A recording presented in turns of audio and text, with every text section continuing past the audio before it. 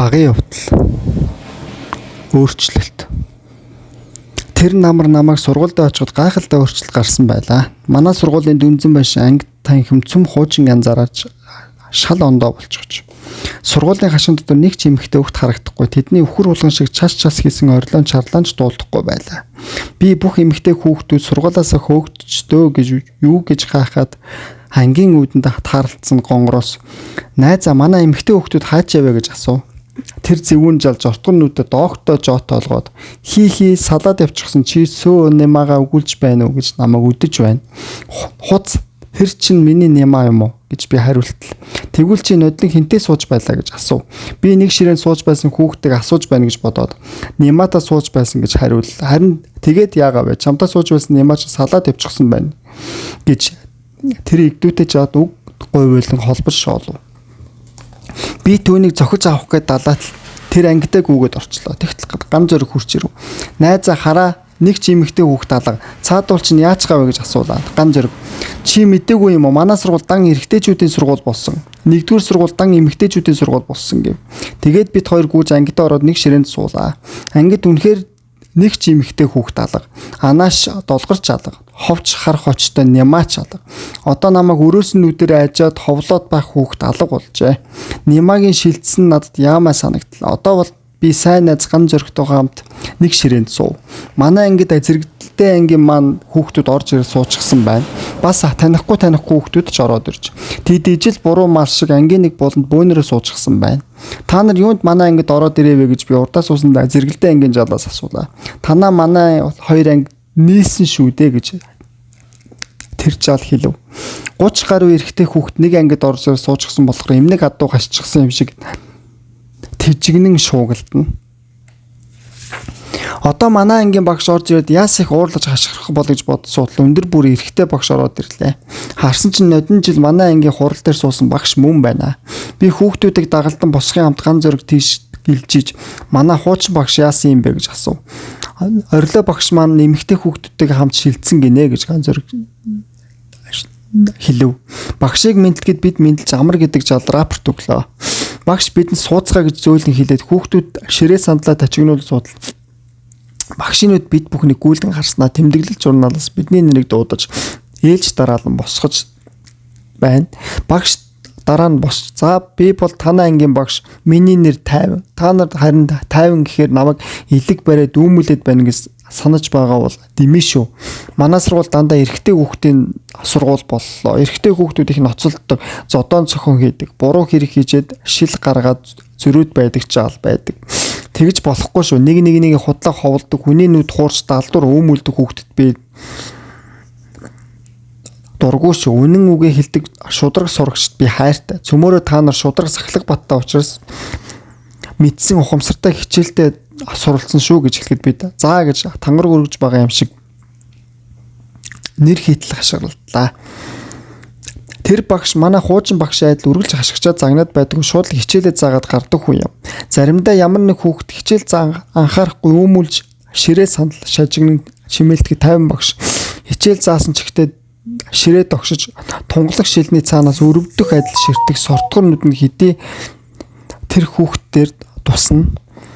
Тэр нүдний харц чамайг ч айшламар хүүхэд байна да. Даанч ам завгүй оронд нь би чамайг хатуу зэмлэж байна гэж хэлж байх шиг санагддаг юм. Багшийн ширээ тогшгод өөмүүлж байсан хүүхэд түүнийг сонсоод харцтай нь тулгармагц элбэнд орсон мэт томото болох бөгөөд харцаараа багшийн дуугүй зэмлэх амаараа загнахаас хамаагүй аимшигтай. 50 багш хичээл их ойлгомжтой сонирхолтой заана. Тэгэхээр хичээлийн цаг гэлс гэдэг аль хэдийн дуусчихна. Бас хичээл дундуур заримдаа сонин жаахан үлгэрч юм уу зохиолч шог үг ярьж өгнө. Сүүлдээ бид багшаа юм яриач гэж гуйдаг болов. Одоо ангийн багш нэгэн тийм хөөрхөн хүн болсон болохоор манай хичээл бөөм баяр хөөр кино жүжиг шиг юм болоод 20-ны хуралд огт адилгүй болжээ. Сүүлчийн хичээл дээр харин миний улны гижиг хаяа хүрэх гээд байдаг юм. Тэгэхээр би харандаагаа тавьж байгаад хөлөөрөө дэржгэн идэрч орхино. Багш миний тэгж өмүүлж байгаа харсан ч загинсангүй. Харин заа хүүхдүүдэд та нар ядарч байна уу гэж асуухад үгүй гэж бидний хариулт. Бос гэж командлаад гимнастик хийлгээд буцаад суулгаж билээ. Манай шинэ багш хичээл намуухан мөртлөө тод дуугаар заадаг. Түүний дуу та нар сонсвол золч чинь. Эсвэл Эс сонсвол хогчин. Би ийм сони юм ярьж байна гэж шимнээд байх шиг санагддаг. Энэ дуу ер нь хүнийг аргадаад үнсэдэж байгаа юм шиг нэг л хачин. Сэмхэн гонгор хайнал багшин ширээний дэргэс суучаад өнөөхөл цангаар багшин журнал тэмдэглэг сэмхэн шагаа чана. Багш түүнийг нь хідэн удаа ажаад нэг удаа гонгорыг босгож чи хулгайч юм уу тагнуул хүн шиг дандаа хүүхдийн дүн уруу сэмхэн гэтж харах юм юунд тэгдэг юм бэ гэж зэмлээ. Түүний арын ширээний хүүхдтэй сольж суулгаваа. Гонгорын улцгар шарцаар энэ удаад газрын бөөс шиг часуулан болоод юу ч дуурайгүй бөгөөд ер нь гонгор нэг уйтгатай байх болсон билээ. Ангийн багш солигдсон явдал манай ангид маш их өөрчлөлт гаргаж хамгийн эмийг танигдахын аргагүй болгож өөрчлөлөө. Буруу арга. Хоёрдугаар үйлрэл эхлээд удаагүй байлаа. Нэг өглөө намайг сургуультай явахаар гарахад шинэ жилийн сүлд модны чимэглэлийн хүн шиг том ширхтээ сэвсгэр нөтөн цас лавсан орж байлаа. Би бушууган гэртээ буцаж ороод энэ жил намайг хичээлдээ сайжирч нэлээд хүмүүцсэн гэж үзээд ахынд биш гэртээ ээжийн гэр дээр байлгаж байсан юм. Эсгийн готалтай хөлтөө хоёр муу хуучин галошоо углаж авлаа. Нойтон цастад галошгүй бол эсгийн готалт ороос нэвтэрч нороод эвгүй байдгийг та нар мэднэ үз. Тийм болохоор миний галош өмссөн минь хөлөө хамгаалах гэснээс өөр юм үгүй. Тэгтэл үд болгоод тэнгэр цэлмэж нар ээж дулаараад орсон цас хайлмагтан нал шал болоод хавар болчихсон юм шиг байваа. Үтийн 20 минутын завсарлагаар ган зураг бит хоёр сургууль дээрээ үлдээ захирлын байшин гур талбай дээр тоглолоо. Хөл бөмбөг тоглож байсан юм. Ганцхан бөмбөг маань сүүний лаац төдий. Захирлын байшин манай ангийн байдаг цагаан байшин хоёрын хооронд бидний хөл бөмбөгийн талбай байлаа. Тэр нарийнхан зайд бит хоёр хугархай төвпө тавьж хаалга гаргав. Тэгээд ээлжээр хоёр хаалганда бөмбөг оруулж байлаа. Тэгээд би захирлын байшингийн цохор санамсаргүй нэг шагааж гарлаа. Тэгтэл манай сургуулийн захирал Дашним гэдэг хамар доор жаахан сахалтай бүдүүн хүний оронд намхан бүдүүн халдсан хүн өрөөний голд байгаа ширээний дэргэд цааш шахаар суужсан мах идэж байх шиг харагдана. Тэр хүний нугалзуур шиг бөөнхөн хүзүүн дээр хуруу зузаан нуглаа гарчихсан нэгдүүтэй. Цааш нь ажиглал манай захирлаг биш өөр айл ирээд энэ байшинд орчихсон шиг харагдав. Захирал маань солигджээ гэж би бодоод овжноос бууж бицсаад ирж байгаад ган зөргөөс найзаа манай захир солигдоод өөрхөн болоо юу гэж асуув. Үгүй байлгүй яаж вэ гэж эргүүлээ асууж байна. Захирлын байшинд огт танихгүй хүн мах идэж суунаа. Энэ чинь 16-гийн захирал байхгүй юу? Манай захирлыг хөөж гаргаад банд н ороо биз гэж ган зөрг хахрамжгүй хариуллаа. Захирлыг хөөж гаргаж болдог юм байж дээ гэж би гайх. Ягаад манай захирлыг хөөсөн юм бол гэж асуугаад энэ захирал чинь захирлыг минь байтугай манай сургуулийг бүхлээр нь хөөгд явуулчихсан. Эн чинь одоо манай сургууль биш 16 болж байгаа юм. Чи бодооч зүүн хашид манай сургуулийн хүүхэд нэг ч байхгүй байгаа үсттэй. Цөмөр 16-гийн хүүхдүүд орчихсон. Хоёр гоё дүнзэн байшингийн маань тэд эзлээд авсан. Одоо манай баруун хашин анги клубыг ч эднийг эзлэн. Манай анги ч удахгүй хөөгдөн гэж ярив. Тэгэнгүүт захирлын байшингийн цохоор миний сая харсан нуглаа гарсан үзүүдэд бүдүүн хүн манай сургуулийн хамаг эмийг өвөөгийн зандан ашдаг шиг гоё өнгөтэй хүрэн дүнзэн байшинг цөмийг эзлээд бидний хөөж нэг тийш нь явуулж байгаа гимт хүн шиг хачин санагдаад авчлаа. Тэгээд бид тэгээд энэ захирлт хөөгдөд хаана очих юм бэ гэхэд хойшоо л их сургуулийн хэрөөд явах юм гинлээ. Хүүш тэгвэл бүр баларсан юм болох нь манаагаас хамаагүй хол болох нь бид энэ 16-гийн захирлыг байшингаас хөөж гаргавал яасан юм бэ гэж би санал гаргалаа. Ган зөрг баг мэддгүй шар өмсгөөр гэж урт зурмасаа чотор нүдээр нүдтэй харан яаж гэж асуув. Хүнийг ангиас юм уу байрнаас яаж хөөж гаргадаг бэлээ гэж би бодлоо. Манай ангийн хуучин багш эмэгтэй биднийг ангиас хөөж гаргахдаа цэр дээрээ юм уу харандаа заагуур модоор хойноос шидэд хөөж орхидог байсан санагдана. Яг бай хоёул энэ захирлыг цонхоор юмар шидэд хөөж гаргая гэв. Хүснэ. Тэр яаж болдог юм. Харин сургуулаасаа хөөгдөж байгаагийн хариуд нэг юмар шидэд үсгэд яах вэ? Лазараа цонхыг нь шилийг нь хах шитгүү гэж найз маань уруулаа мөшөөлөн гараа сарвас хийлгв. Үгүй тэгвэл санаатаа хагасан юм шиг болно. Чи миний энэ өрөөсөн галошиг үлмэдэ оглоо зогтож яваад цонхыг нь туршаа хайчих. Би очиод цонхон өнөшгөлж орхиё гэж би нэг мэрэгэн арга боловсруулав. Цонхон хагарчвал энэ багш нүүгээд явахч магадгүй гэж би дотроо бодлоо. Тэгээд өрөөсөн галошоо суглаад орхитол ганц зург үлмэдэ оглоод доголцсонгүй захирлын цонхны тушаа хаяад хаашаа цухтаалаа би ирчээр гүйжшөөд галошоо захирлын цонх руу өшгөлөө тавьчих. Галош гарамга бөмбөгчний өшгсөн үл мөгш хараад дотгошоо нээлттэй байсан салхивчаар шүнгэнэн ороод тарнер гэдээ явчлаа. Бид хоёр хар хурдаараа гүйж ангийн бага байшингийн булангаар тойрч ангидаа оров. Би цонхны шилэг он чадсангүй дими боллоо гэж дотор харамсч үлээ. Тэгтэл тэр галош 16-гийн захирлын толгох жишээ. Яагаад эзэн бөмбөг шиг зөөлөн галош захирлын толгох хай ярддаг юм бол гэж би гайхаж байсан юм. Гэтэл тэр гайтай галош дотгошоо онгоодаг салхивчны шилэг хаг цохиж ууланд нь жаахан шил шигдээд мах идэж байсан захирлын гавлыг яд цогчихсан юм санаж. Бид хоёрын гүйж ангид орохыг захиралтай охин харчихж бидний ханаас нэг танихгүй багш ангид орж ирээд тэнд бид хоёроос өөр хүүхэд байгаагүй болохоор шууд байр захирлын байранд даваад очих юм дээр. Бидний ороход тэр намхаа алзун хамгшууд цөмөрөө өвчгсөн мэт толгоогоо маарлаараа битүү оруулчихсан сууж байлаа. За та хоёр яах гэж цонхоор галууш шиддэг вэ? Хэн багшийн хүүхдүүд хэдгүй нэгэн хүүхдүүд вэ гэж тэр захирлаа асуув. Бид хоёр анги багш хоёроо хилээд дуугаа зогслоо. Олдгоо манай ангийн багш орж ирв. Гадар цонхоор хүүхдүүд шуугилдаж байна. Бодвол бидний хийс хэргийг дуулсан болт. За танай ангийн энэ хоёр хүүхдч болдоггүй ус юм да. Цонхоор галууш өчгөлөө толгой хаагаж зогсчихлоо. Нөхөр багшаа та энэ сахилахгүй сурагчдаа нэг арга хэмжээ ав да гэж тэр танихаа зохиол багш бидний зүгт их л зэмлсэн харцар гаж. Тэгээ ийм зүггүй гайхлууд гэж байх уу? Таны толгой тэгээд гайгүй багш минь гэж аах айсан маягтай хэлж байна. Энэ сахилахгүй хулгай хүүхдүүдэд сургуулиас хөөлгөж байх нь яадаг юм. Юу гэсэн үг вэ? Данч хэдгүй задарсан юм гэж захирлын аваа шуу шиг дов дуураг нүдтэй туранхай цагаан царайтай эмэгтэй хангинэж байна.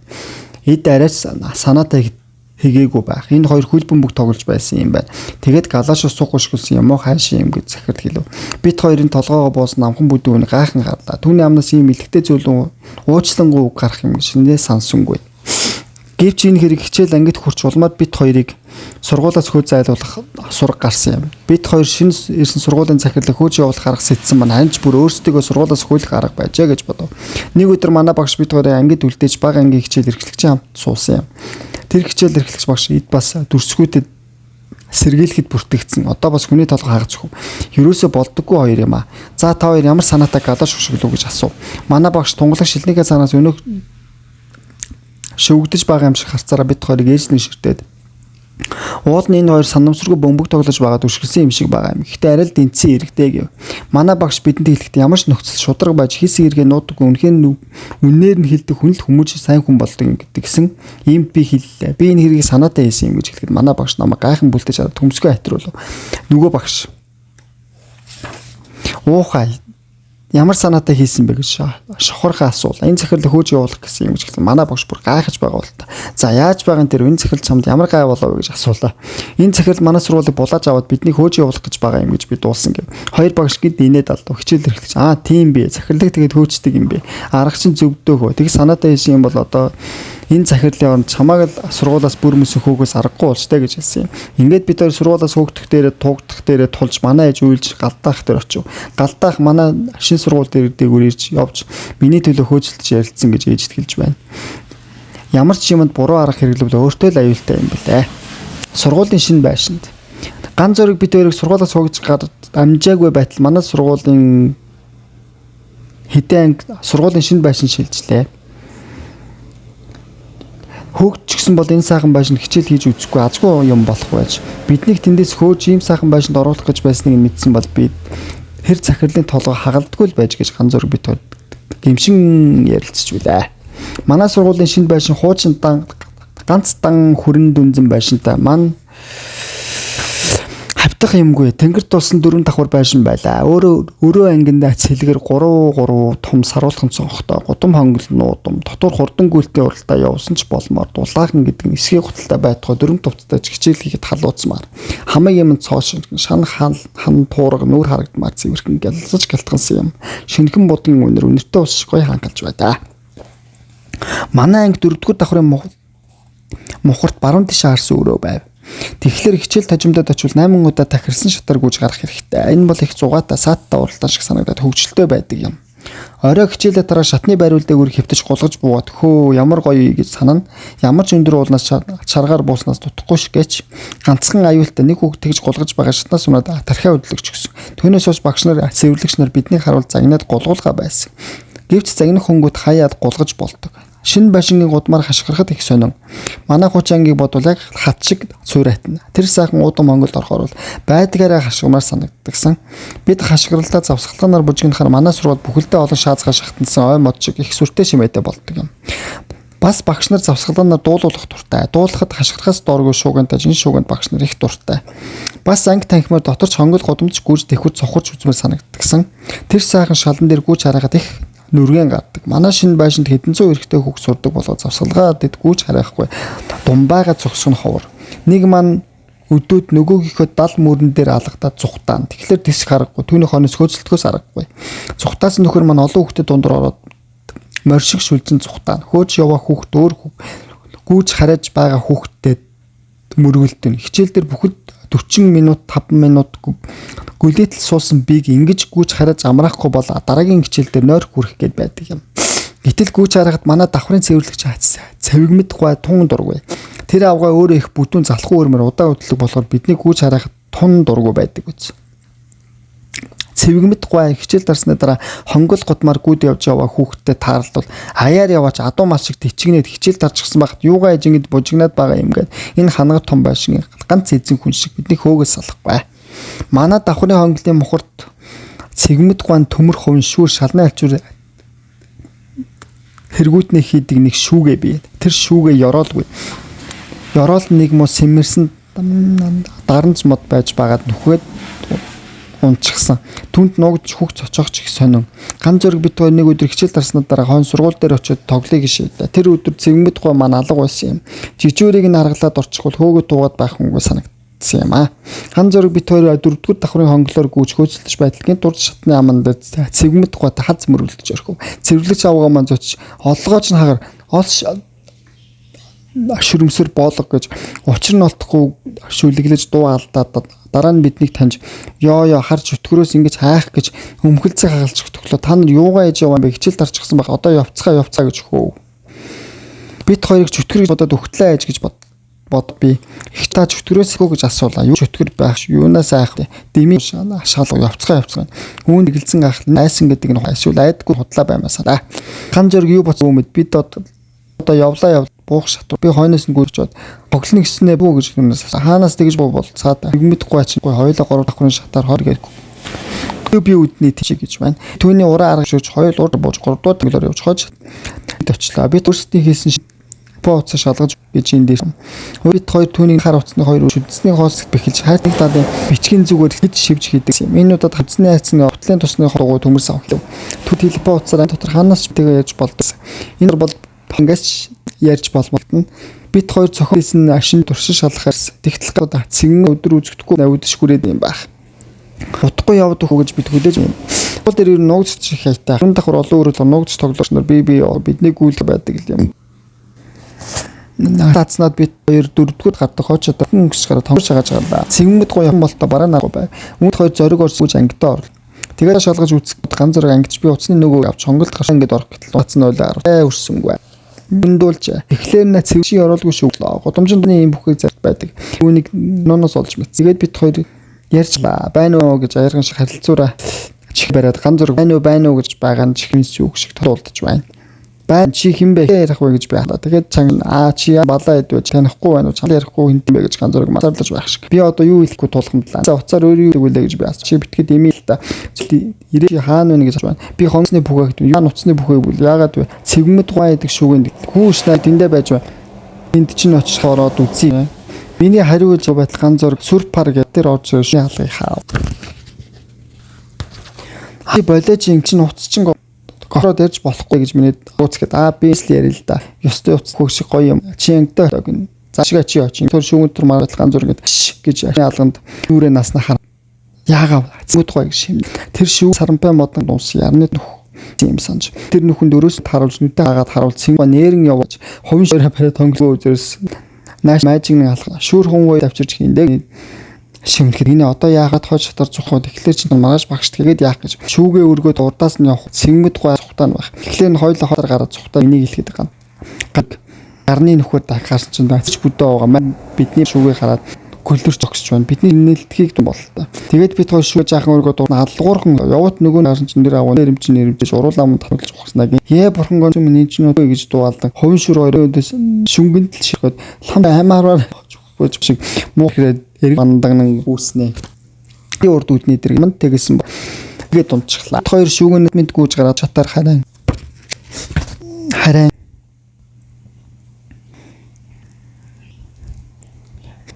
Би шүүгний санд минь дараад хож шатаар доош нэгдүгээр давхар харуул залуу цэвэрлэгчтэй хамт манай 60 сандран тар өгч залуу цэвэрлэгч яасныг мэ тухайлдсан байна гэж нэгдүгээр ангилаар гүйж бүүдэн дээр жижигүрийн дээр ашиглах бид хоёр харлаа. Нөгөөдөр би уулдар хэд үүдний дээр тэтэн цэвэр цуглаад ярил.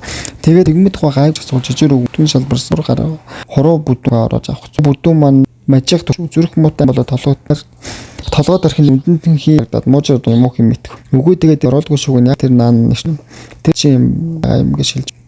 Чиг төгсөн гэхлээр тэр пал гэдэг ба. Би гарвал хэр бас над руу маягтаа гарлаа. Тэгтэл нэг дэвлэг залууг энэ саган шин юу эзэнцгэр бүг гарав гэж. Энэ хүүхдүүд мүлээ үз гэж зүг тогшиг. Би тур шийш гүйж гарахт хүн ойлгож болоо. Осолтой юм гэж ярилцлаа. Энэ бол сургууль дээрээ бид мүүлсэн сүүлчийн ачаа гэдэг бид мдэггүйс юм аа. Алсын мордлоо.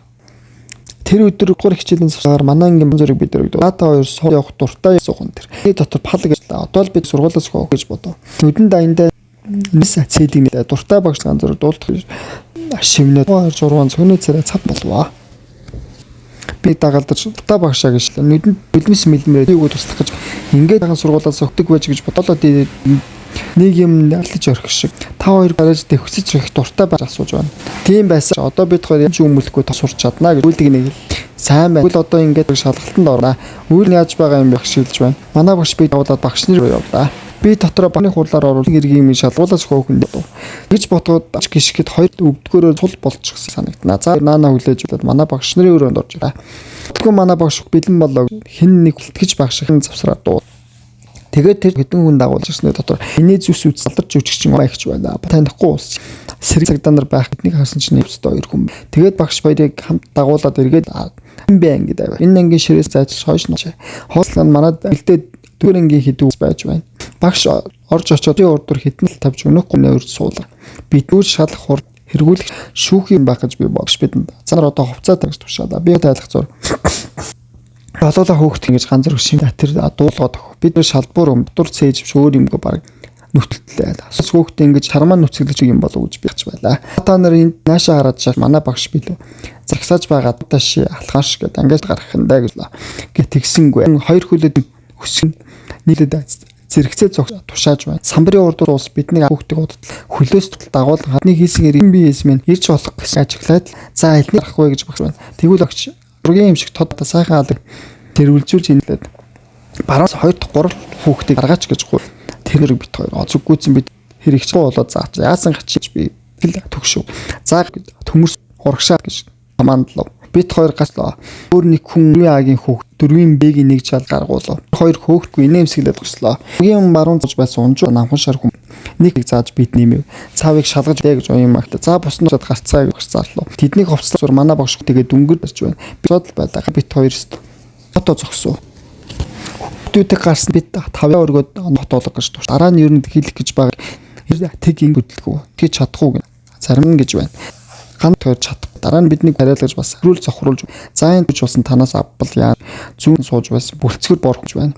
Тэр хүний нүү барцгар нүд мэлхийн товгор аягт нэг сэр байлаа. Баатигдэг бид болно гэж бод. За тэр дундаас ханд гаргасан маань хоёр жаалыг би харна гэж бод. Энэ хоёр ерж тохрох хайртай янгирч бодоод тэр байх гэж бан хэлв. Эхний юу гэх юм. Эрүүл мэдлэх юм уугүй юу хэрэгтэй. Юу ч тавыг шийт гэж өнөх барцаа бараан зэрэгдэж байна. Учрыг нь олох гэж орхилоо. Зүтүүдийг аваач колон гэдэг нь банаар юм уу гэж хэлсэн. Тэр бидний үгийг бичиж авав.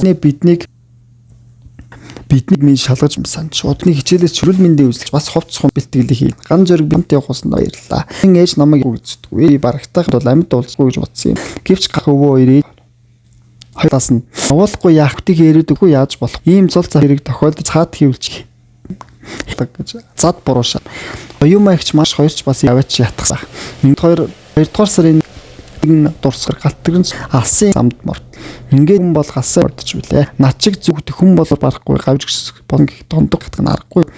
Манай багш гүү гэдэг чинь төрөлхийн юм дутагдaltaж түүнийг болоод зүг зад эстэгүүл зүгээс дэггүй хумсргүй хүн биш ч гарч мэднэ та хэлдэг. Намаа хүн басаа энэ нээж 50 гэд багш минь ингэ зүгсэн юм.